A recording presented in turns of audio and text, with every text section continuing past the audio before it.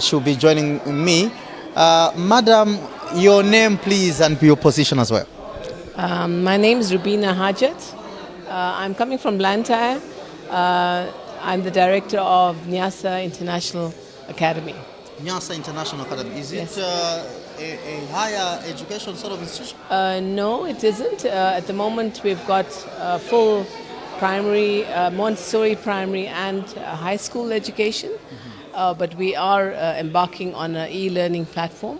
That's why when we were invited by Malawi University, we decided to come in. So far, this is the second day, probably the final day. What have been your impressions? It's a lot of learning. I'm taking away a lot from this workshop. I'm glad that I came, made the effort because it is a long way to come from Blantyre.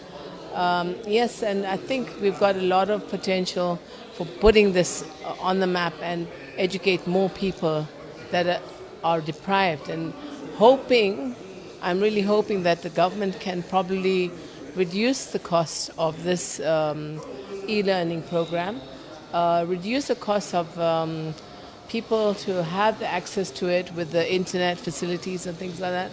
Because in this case, my biggest concern is the cost. And are we able to reach out to the masses with this program? Because that's what we need to do. At the moment, the University of Malawi, whether it's Polytechnic, I don't know what they changed their name now. MUBAS. They're too expensive. I just find that we are just targeting a small minority of the people. What about the masses? We need to think about how we can reach out to the masses. This is a good learning program, but there still needs to be a lot of work done to be able to reach out and lowering the cost of everything.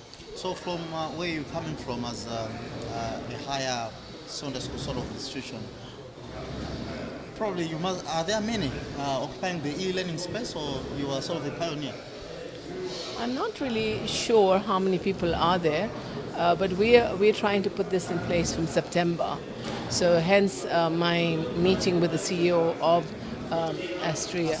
Yeah, so that we can start working on something so that we are able to offer something starting September to 2024.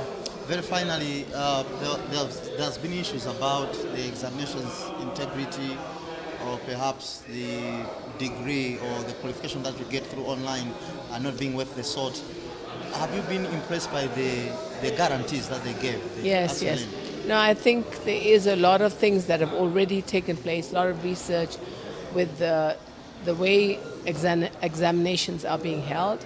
I think they are on top of the game, and there can be a lot of different ways of examining people, maybe on the center, people coming online or together as a cohort, starting together and then working online from wherever they are, and then coming back together to write the exams or doing it wherever they are.